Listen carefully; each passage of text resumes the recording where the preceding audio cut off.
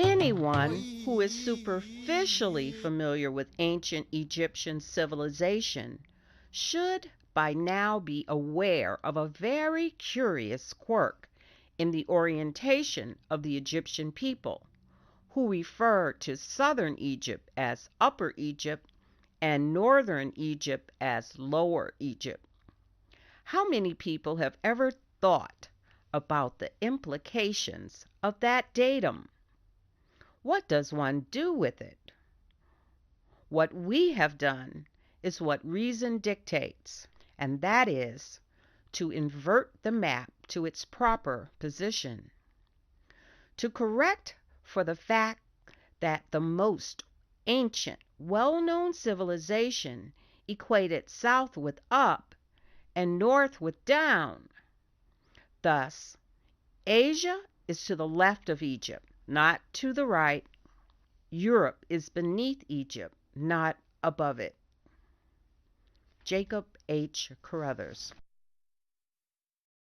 The Resut South Up perspective is how the people of Kemet oriented their land, with the north being down and their ancestral homelands in the south being depicted above them. The Famine Stela highlights how important the Resut South Up perspective is for understanding the culture and history of Kemet.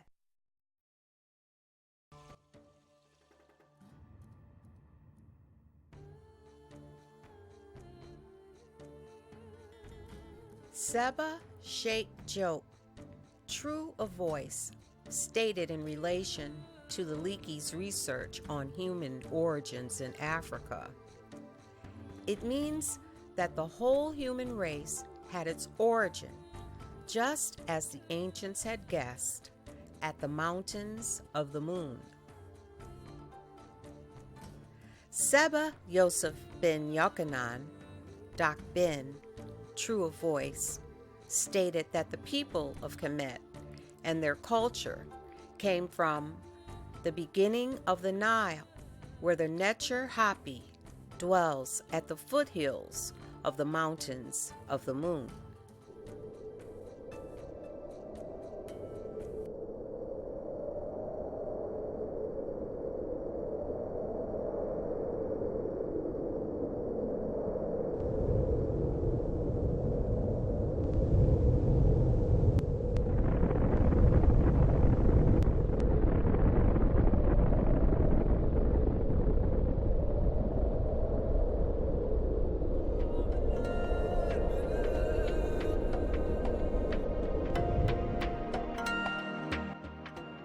South Central Africa is the home of several very large mountains, some of which are Kilimanjaro, Mount Kenya, Rwenzori, and the mountains of the Ethiopian highlands.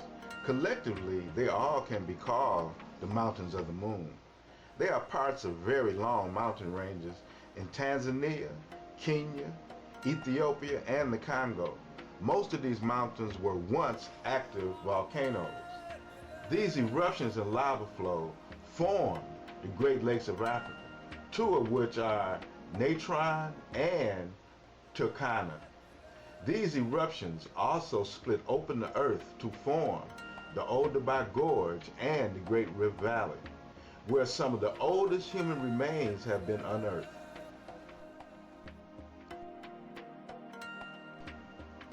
This intense lava flow cut a 4,000-mile path from South Central Africa to what is now known as the Mediterranean Sea. This pathway became the longest river in the world, the Nile River. The people of Kemet called this river the Hapi River, and in their language, Medu Neter, it is written as such. This river begins at the foothills of the Mountain of the Moon, where the god Hapi dwells. This route is naturally depicted on a southern-oriented map. It is one of the migration routes Africans took out of the womb of the earth in Central Africa to populate the African continent and the rest of the world. From a Resut south-up view, these mountains are depicted at the top of the world, and they represent the area where human consciousness comes into being and takes human form.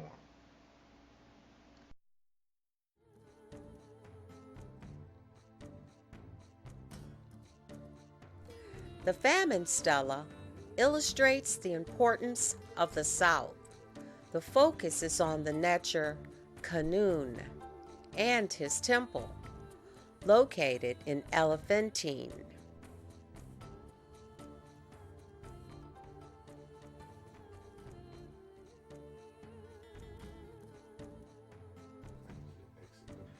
The ancient Kemetic city of Yibu, often translated in various ways, from Yibu to Abydos, Abydu, and even Elephantine. Jamu is the Mejanetter word for their fine gold. The gold was obtained from the gold mines of the south in the lands of Ta Seti.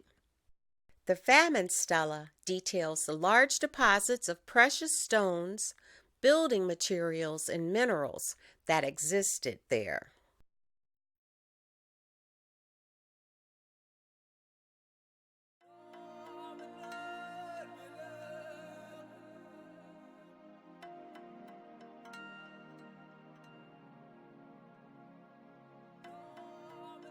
The inscriptions called the Famine Stela are inscriptions carved in 32 columns on the face of a large granite rock, which itself is shaped like a rectangular stela.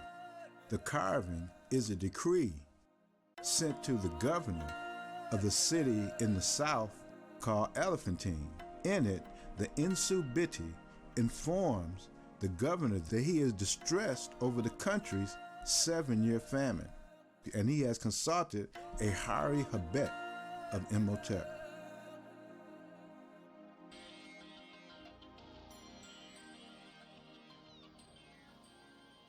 Jed, Madu, Nsu, Kemet. Words spoken by the king of Kemet. I was in mourning on my throne. Those of the palace were in grief. My heart was in great affliction because Happy had failed to come in time. In a period of 7 years, grain was scant, kernels were dried up, scarce was every kind of food. Every man robbed his town. Children cried, youngsters failed. The hearts of the old were grieving. The temples were shut, shrines covered with dust. Everyone was in distress. I directed my heart to turn to the past. I consulted one of the staff of the Ibis, the chief Hari Habet of Imhotep. Nej Karet, Inuk, Hari Habet, Het, Jehuti. I seek your face. I am the priest who reads the ritual book of the temple of Jehuti. I shall go to the mansion of the net. It is designed to support a man in his deeds. I shall enter the house of life, unroll the souls of Ra. I will be guided by them. The Hari Habet departed. He returned quickly. He let the king know of the flow of Happy. He said to me, there is a town in the midst of the deep, surrounded by Happy, Yibu by name. It is first of the first known to Wa'at.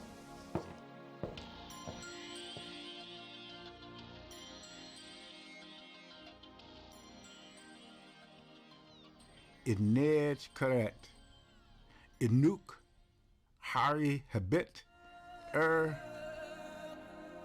Khnum. I am the reader of the ritual book for the temple of Khnum. Khnum is the Netcher who rules there. He is enthroned above the deep, his sandals resting on the shore. He holds the doorbolt in his hand, opens the gate as he wishes. He is eternal here as Shu, bounty giver, Lord of fields, so his name is called. He has reckoned the land of the south and the north to give parts to every Netcher. It is he who governs barley, fowl, and fish, and all one lives on. Cord and scribal board are there. The pole is there with its beam. His temples open southeastward. Ra rises in its face every day. These are the words of Khnum.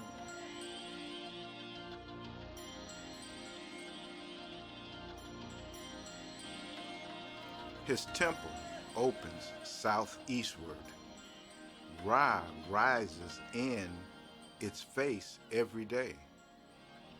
Its water is a storm on its southern side, which is a wall against the bowls Tasseti. There is a mountain, Massif, in its eastern region, with precious stones and quarry stones of all kinds, all the things sought for building temples. In Kemet, south and north, and stalls for sacred animals, and temples for kings. All statues too that stand in temples and in shrines. Their gathered products are set before the face of Khnum and around him. Likewise, tall palms and flowers of all kinds that exist between Yibu and Senmut, and are there on the east and the west. There in the midst of the river, covered by the water as its annual flood. Learn the names of the Netcheru and the Netcheretu of the temples of Khnum. Hapi, Shu, Jeb, Nut, Wasir, Haru, Aset, Nebet Het. Learn the names of the stones that are there, lying in the borderland, those that are in the east, west, those on the shores of Yibu's canal, those in Yibu, those in the east, west, and those in the river. Learn the names of the precious stones of the quarries that are in the upper region. Some among them are gold, silver, copper, iron, lapis lazuli, turquoise, red jasper, green eye paint, black eye paint, and ochre are all within this township. The king responded, when I heard what was there, my heart was guided. Having heard of the flood, I opened the wrapped books. I made a purification. I conducted a procession of the hidden ones. I made a complete offering of bread, beer, oxen, and fowl, and all good things for the Netcheru and the Netcheretu. In Yibu, whose names have been pronounced. As I slept in peace, I found the Netcher standing before me. I perpetuated him by adoring him. He revealed himself to me with kindly face. He said,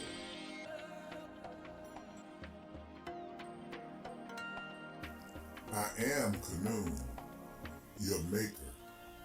My arms are around you. steady your body, to safeguard your limbs, to bestow on you stones upon stones that were not found before, of which no work has been made, for building temples, rebuilding ruins, and inlaying statuettes. For I am the master who makes. I am he who made himself, exalted none who first came forth, happy who rises at my will, the fashioner of everybody, the guide of each man in his hour, Tatanum, the father of the Neteru, great Shu, who is high in the sky. The shrine I dwell in has two lips. When I open up the well, I know happy hugs the fear, a hug that fills each nose with life. For when hugged, the field is reborn. I shall make happy gush for you. No year of lack and want anywhere. Plants will grow, weighted down by their fruit, with renewet ordering all. All things are supplied in millions. I shall let your people fill up. They will grasp together with you. Gone will be the hunger years, bringing an end to the emptiness of their bins. Timid people will come striding. Shores will shine in the excellent flood. Hearts will be happier than ever before. I awoke with speeding heart. Freed of fatigue, I made this decree on behalf of my father, Khnum. A royal offering to Khnum, possessor of the Cataract region and the chief of Ta-Nehisi. In return for what you have done for me, I offer you Manu as western border, Bahu as eastern border, from Yibu to Kemset, all tenants who cultivate the fields, and those who irrigate the shores, and all the new lands that are in these mouths. Their harvest shall be given to your granary, in addition to your share which is in Yibu. All fishermen, all hunters who catch fish and trap birds, and all kinds of game, and all who trap lions in the desert, I extract from them 1/10 of the take of all of these, and all the young animals born of the females in these mouths. One shall give the branded animals for all burnt offerings and daily sacrifices, and one shall give 1/10 of gold, ivory, ebony, wood, and all plants and all kinds of lumber. I will give all the things brought by the Ta-Nehisians of Kent, Hen, Nefer, and every man who comes to Kent. No officials are to issue orders in these places or take anything from them, for everything is to be protected for your sanctuary. I grant you this domain with its stones and good soil. No person shall take anything from it.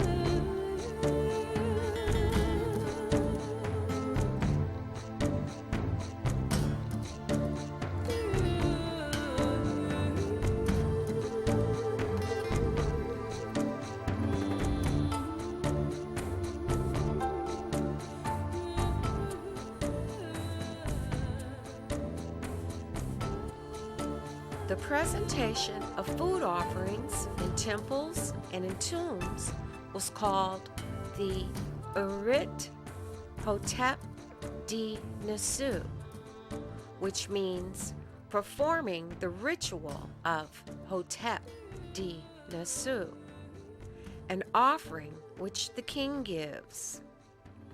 The word Irit is an infinitive verb construction, which means doing or performing. The individual performing the offering is, in theory, Heru, the son of the dead king, Wasir. Heru stands with an arm upraised in a position of invocation. His gesture is making the sign of Nes, which is to summon the spirit of the deceased. Heru is standing before a shrine, a statue, or a spirit door of the Necher, or the deceased parent, and pronounces the Hotep-di-nesu statement.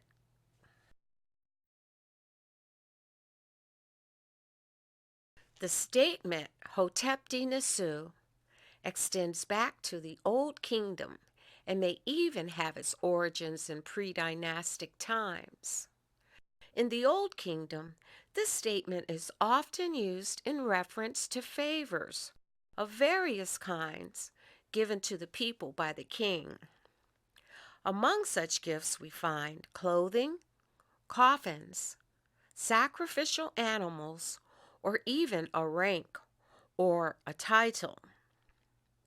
The food offerings were made by the king in the pyramid temple of his deceased father or predecessor and were known as Hotep-di-nesu.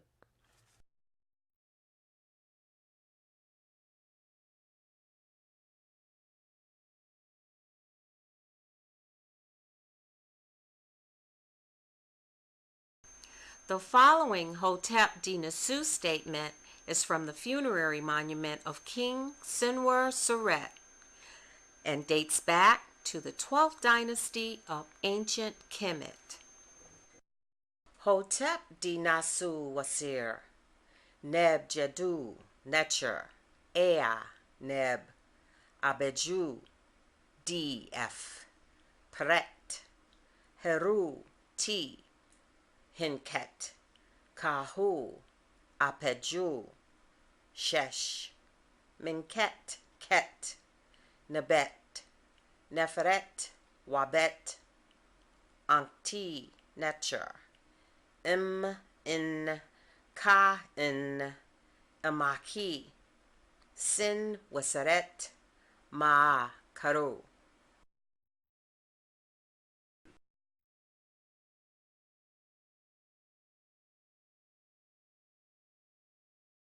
An offering which the king gives to Wasir, possessor of Jedu, the great Necher, the possessor of Abaju, that he may give a voice offering consisting of bread, beer, oxen, and fowl, alabaster and clothing, all things good and pure on which the Necher lives, to the spirit of the honored Sin Waseret, true of voice.